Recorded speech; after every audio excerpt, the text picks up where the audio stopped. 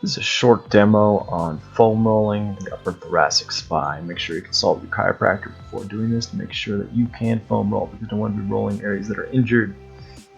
So the main idea of rolling the spine here is try to get more mobility out of the spine. And it's one of the great ways to do it, but you're also massaging some of those muscles that surround there. You're hitting a lot of tissue, trap muscles, rhomboids, and the deeper spinal muscles.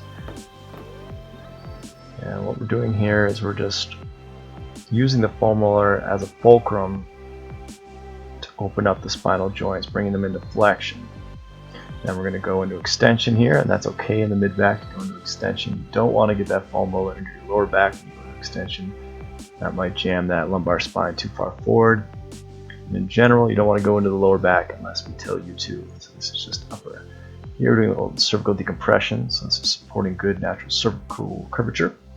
And then after he does that, he's doing what we call strengthening. He's pushing off his heels, his butt's in the air, driving up. He's using those scalene muscles, using them for strength.